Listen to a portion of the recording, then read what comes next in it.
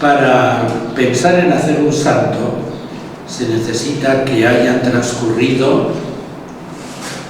5 años desde la muerte del fiel cristiano que se quiere proponer a la Iglesia como un modelo de virtud y como un posible intercesor.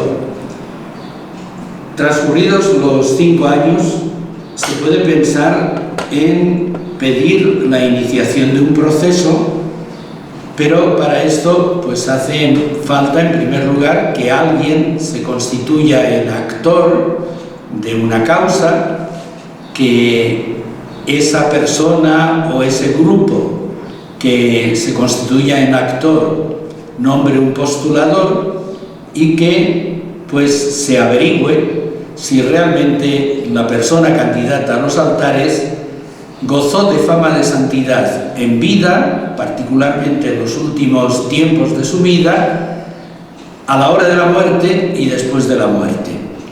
Si estas condiciones se dan, el postulador, en nombre del actor de la causa, que puede ser pues una comunidad, puede ser una orden religiosa, puede ser una diócesis, puede ser incluso una persona, también puede constituirse en actor. Dados todos esos requisitos, el postulador formula una súplica al obispo de la diócesis donde murió esa persona que se desea llevar hacia adelante, hacia los altares.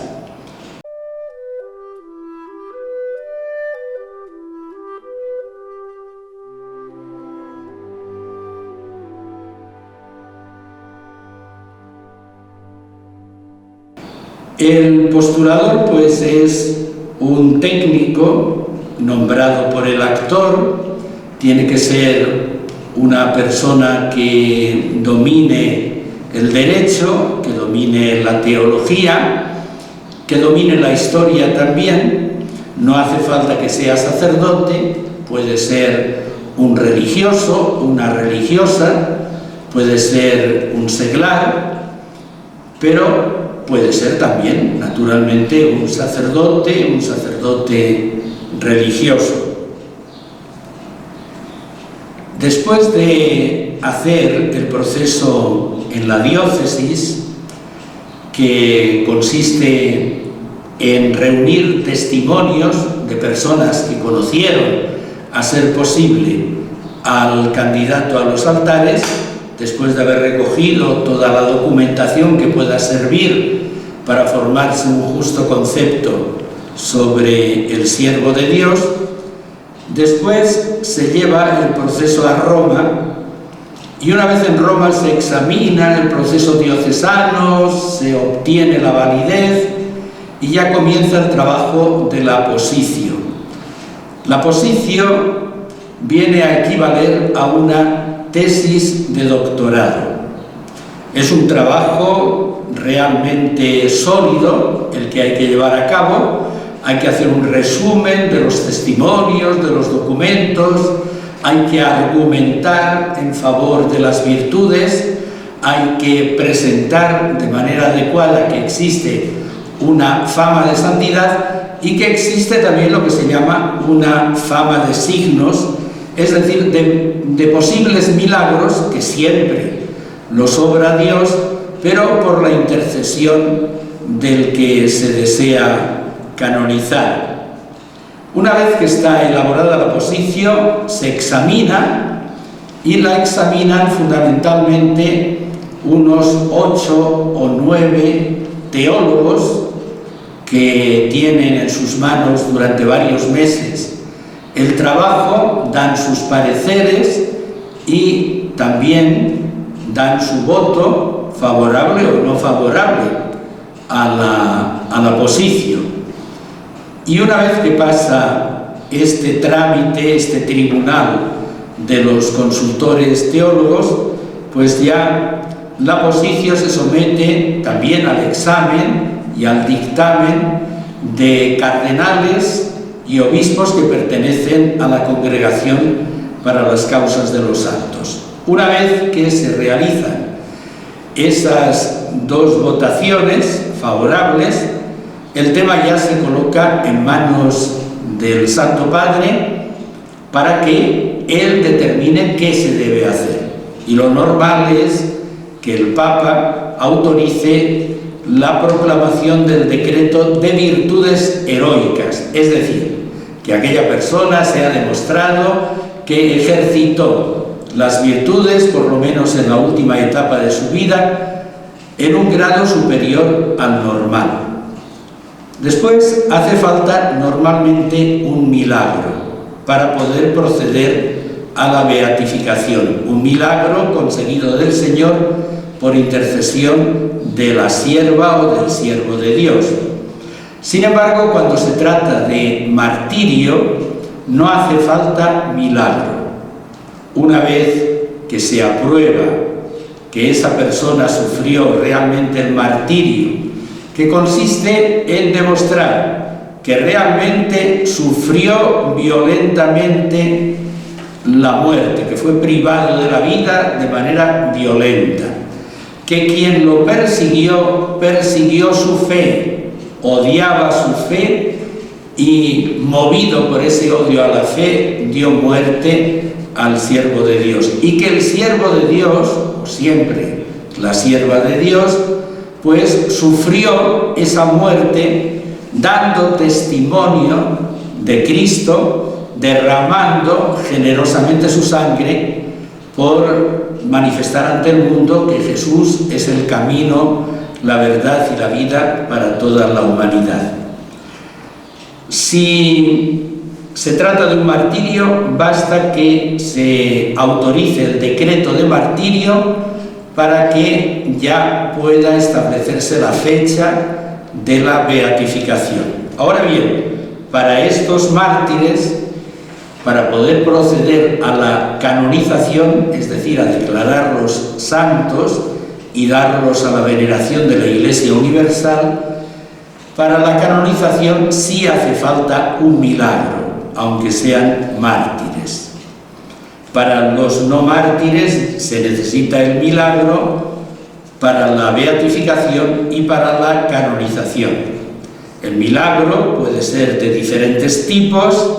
Si fuera un milagro curación, hay que reunir todos los documentos posibles y todas las certificaciones posibles para demostrar que la curación no tiene ninguna explicación en el estado de la ciencia en el momento actual. También, y conviene no olvidarlo, que no se pueden invocar a varios santos a la vez para que pueda ir adelante un proceso de milagro.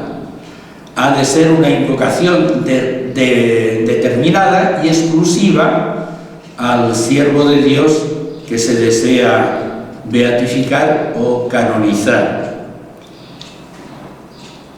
No, por lo tanto, todas las causas precisan un milagro a nivel de beatificación. Los procesos que van por virtudes heroicas no precisan milagro los que van por el camino del martirio para la beatificación, pero ya cuando se juntan estas causas a nivel de canonización, todas las que vayan por virtudes heroicas y las que vayan por martirio necesitan un milagro. Un milagro que en definitiva lo dictamina únicamente el Papa. Hay diferentes instancias de estudio, de aportación de pareceres, de dictámenes, de personas muy expertas, pero ellos no enjuician realmente el milagro, no dicen ellos esto es un milagro, no lo dicen los médicos, no lo dicen los teólogos, no lo dicen los cardenales y obispos. El único que tiene una palabra para decir si un hecho concreto es milagro o no es milagro es el Papa.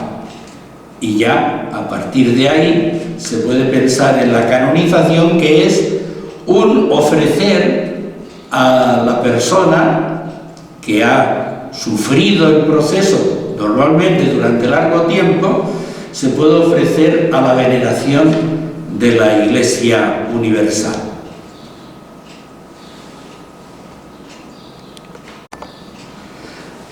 Hay que tener en cuenta que para hacer un proceso de canonización no se exige en modo alguno que la persona nazca santa. Realmente ninguna persona nace santa. Todos nacemos contaminados, heridos por el pecado original. Lo que sí se exige es que haya un esfuerzo que es consecuencia de haber recibido el bautismo, un esfuerzo por caminar hacia la cima de las virtudes que tienen todas como madre, como alma, la caridad. Sí se necesita un proceso virtuoso para poder realizar un proceso. Y desde luego sí se necesita que al menos en la última parte de la vida se pueda demostrar con testimonios y con documentos que esa persona ejercitó las virtudes, todas ellas están unidas, por lo tanto no hay una virtud más destacada que otra, puede brillar una más que otra, pero en definitiva todas las virtudes están unidas como si fueran vasos comunicantes, que esa persona ejercitó la virtud, el proceso virtuoso en un grado superior al normal, se suele decir en un grado heroico de virtud. Cuando la persona es sujeto de un proceso, comienza ya en ese mismo momento en que el postulador pide la apertura de una causa, comienza a denominarse siervo de Dios. Una vez que se ha realizado el examen y se ha aprobado la posición y el Papa ha autorizado el decreto de virtudes heroicas, esa persona pasa a denominarse venerable. Deja de llamarse siervo de Dios para llamarse venerable. Una vez que se ha dado un milagro, en el caso de virtudes heroicas, y se da el decreto de milagro, el Papa autoriza con su documento oportuno el milagro, ya esa persona está preparada para ser declarada beata o beato. Y si se obrara un segundo milagro, hecho un proceso del milagro de una manera adecuada, canónica, según las leyes eclesiásticas, si se aprueba ese segundo milagro y se procede a la canonización, pues ya lleva el título de santo una vez que se ha efectuado la canonización. Así que los títulos son siervo de Dios cuando se inicia el proceso, venerable cuando se aprueban las virtudes heroicas, beato cuando ya se realiza la beatificación después de un milagro o después de autorizar un decreto de martirio, que no hace falta milagro, y después ya santo cuando se verifica la canonización.